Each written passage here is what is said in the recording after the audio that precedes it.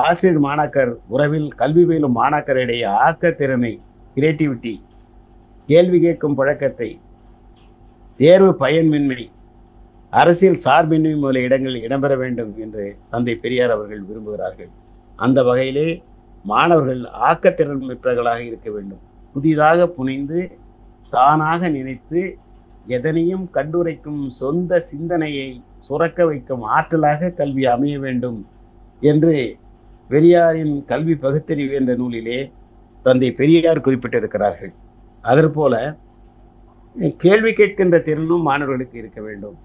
கல்வி முறை எப்படி இருக்க வேண்டும் என்றால், மாணவர்களை பார்த்து ஆசிரியர்கள் கேள்வி கேட்பதை விட ஆசிரியர்களை பார்த்து மாணவர்கள் கேள்வி கேட்க வேண்டும். நூலகம் மற்ற அமைப்புகளின் மூலம் மாணவர்கள் படிக்க வேண்டும். அதிலே அவர்களுக்கு ஏற்படுகிற ஐயங்களை, இடர்பாடுகளை இவற்றை அவர்கள் ஆசிரியரிடம் கேட்டு தெளிவு பெற வேண்டும். அனைத்து துறைகளிலும் மாற்றம் அவசியம் என கருதி பெரியார் கல்வியிலும் மாற்றம் தேவை என்று குறிப்பிடுகிறார். அதற்கடுத்து மாணவர்களுடைய மனப்பாட பழக்கம் இருக்கக்கூடாது. பள்ளிகளிலும் கல்லூரிகளிலும் குரூப் போட்டு ஒப்புவித்தலே கல்வி என கருதலாகாது என்கிறார் பெரியார்.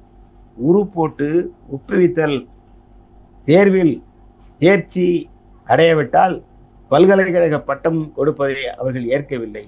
ஒரு போட்டு ஒப்புவித்தல் என்பது எந்த படிப்புக்கும் பரீட்சைக்கும் முறையாக இருக்கக்கூடாது. அப்படியானால் அர்ச்சகனும் புரோகிதனுமே தாம் ஒப்புவிக்க முடியும் என்ற கருத்து பெரியாருடைய கருத்து. இது இன்றைக்கும் கல்வி நிலையிலே, ஆசிரியர்கள் நிலையிலே, கல்வியாளர்கள் நிலையிலே ஏற்றுக்கொள்ளப்படுகின்ற ஒரு கருத்தாக இருக்கிறது. பகுத்தறிவும் உடல் சக்தியும் உலக ஞான திறமையும் இயற்கை நற்குணமும் முக்கிய பரீட்சையாக இருக்க வேண்டும். அந்த பரீட்சையும் உத்தியோகம் கொடுக்கப்படும் காலத்தில் தான் பரீட்சிக்கப்பட வேண்டுமே ஒழிய பள்ளிக்கூடத்தில் ஒவ்வொரு வருடமும் பரீட்சை என்பது தேவையில்லாததாகும். பரீட்சை மூலம் மக்களை பள்ளியில் மேல் வகுப்புக்கு செல்ல விடாமல் கழிக்கக்கூடாது, நிறுத்தக்கூடாது என்ற செய்தியையும் தன்னுடைய கல்வியில் பகுத்தறிவு என்ற நன்னன் எழுத நூலிலே குறிப்பிட்டிருக்கிற பெரியாரின் கருத்துக்களையும் இங்கு ஒப்பு நோக்கத்தக்கது. நெட்டுது போடுதலின் நினைவாற்றலின் அடையாளத்தை சீட்டாக தேர்வுகள் அமையக்கூடாது என்பதையும் தந்தை பெரியார் அவர்கள் சொல்லுகிறார்கள்.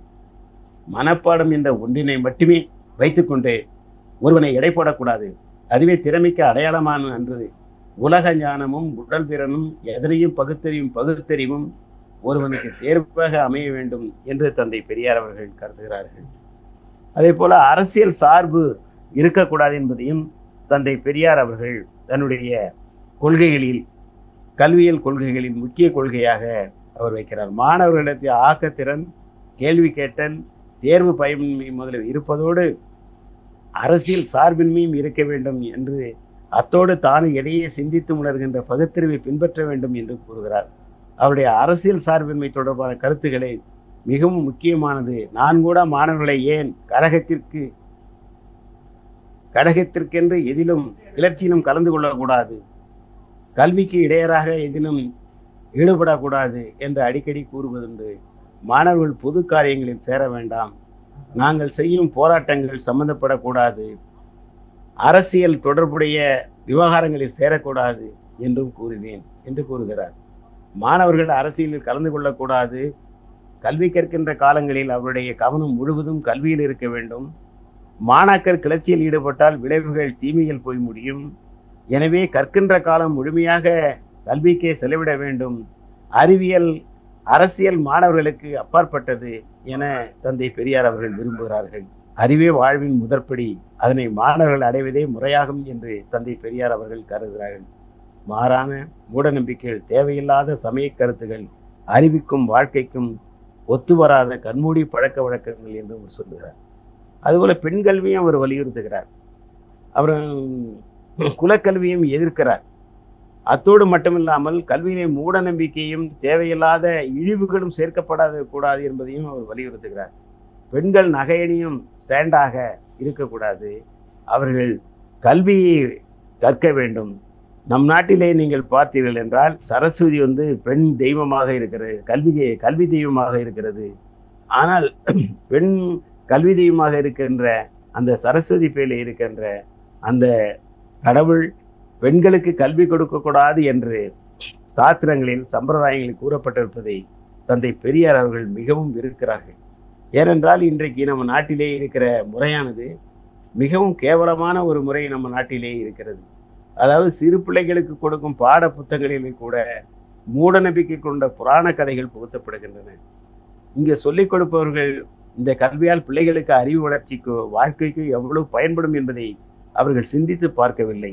அதற்கு காரணம் இன்றைக்கு மதமும் மத சார்ந்த கல்வியும் தான் இருக்கிறது. அதோடு மட்டுமில்லாமல் தந்தை பெரியார் அவர்கள் எல்லோருக்கும் கல்வி வேண்டும் என்ற பொது கருத்தையும் இங்கு வலியுறுத்துகிறார்கள். அதாவது பொதுநலம் கொண்டதாகவும் இருக்க வேண்டும். தற்காலத்தில் பல இடங்களில் தனிப்பட்டவர்கள் பலர் கல்விக்கூடங்களை நடத்துகிறார்கள். பலர் கல்விக்கூடங்களை ஏழை எளிய மக்களுக்கு இலவசமாக கல்வி கற்பதாக கூறி அரசாங்க உதவியை பெறுகிறார்கள். பெரியவர்கள் பலருடைய உதவிகளையும் பெற்றுக் கொள்கிறார்கள். நடைமுறையில் பொதுநலன் பயன் எதுவுமே இல்லாமல் சுயநலத்தோடு அந்த பள்ளிக்கூடங்கள் நடைபெறுகின்றன. பல்கலைக்கழகங்கள் அனைத்தும் இன்று பெரிய வணிக நிலையங்களாக மாற்றப்பட்டு கல்வி வியாபாரமாக ஆக்கப்பட்டது. தனிப்பட்ட மனித வாழ்க்கை நலத்திற்காகவே கல்வி பயன்படுத்தப்படுவது கல்வியின் பயனாக ஆகிவிட்டதால் கல்விக்கல்லாத மக்கள் எல்லோருடைய நாணயம் ஒழுக்கம் என்பதை விட கற்றவர்கள் என்பவருடைய நாணயமும் ஒழுக்கமும் மிக மிக மோசமாக இருக்கும்படி அநேகர் நிலைமை ஏற்பட்டு விட்டது என்று தந்தை பெரியார் அவர்கள் வருந்துகிறார்கள். எல்லா நிலைகளிலும் கல்வி இன்றைக்கு வியாபாரமாக போய்விட்டது. எல்லா நிலைகளிலும் இன்றைக்கு கல்வி ஒரு வணிக நிறுவனமாக மாறியதோடு மட்டுமில்லாமல் சுய லாபத்திற்காக தன்னுடைய சொந்த நலனுக்காக கல்வியை பயன்படுத்துபவர்களாக இன்றைக்கு நாட்டிலே பலரும் இருக்கிறார்கள். இவ்வாறு பெரியார் அறகுறையாக தொடக்க கல்வியை பயின்று உலகம் புகழும் அறிவாளராக ஆகி பகுத்தறிவு போருக்கு எழுத்தையும் பேச்சையும் கருவியாக்கி கல்வியில் தடைகளை உடைத்து பகுத்தறிவு கல்விக்கு பாதை அமைத்தவர் தான் தந்தை பெரியார் அவர்கள். ஆசிரியர் மாணவர்களின் சிந்தனைக்கு சுதந்திரம் வேண்டும் என்றும் பாடத்திட்ட குழுவிற்கு கேள்வி கணைகளை தொடுத்து நேரிய பாதைக்கு இட்டுச் செல்பவர் தான் தந்தை பெரியாருடைய புரட்சி கருத்துக்கள். இன்று சமுதாயத்தை சீர்படுத்துகின்ற கல்வியல் பொதுமையை கூட்டிட செய்கின்ற பகுத்தறிவு புதுப்புணலை பாய்ச்சுகின்ற மூட நம்பிக்கை சாவுமணி அடிக்கின்ற மனித நேயத்தை வளர்க்கின்ற கல்வியே தேவை என்று தந்தை பெரியார் அவர்கள் விரும்புகிறார்கள். கல்வி இன்றைக்கு ஒரு மாமருந்து. கல்வி இன்று அனைவருக்கும் எட்டக்கனியாக இருக்கிறது. ஆகவே கல்வி என்ற ஒன்று இன்றைக்கு எல்லோருக்கும் கிட்ட வேண்டும். அதுதான் சமூக மாற்றத்தையும் தனிமனித வாழ்க்கையும் சீர்படுத்தும் என்று தந்தை பெரியார் அவர்கள் கருதுகிறார்கள். நன்றி, வணக்கம்.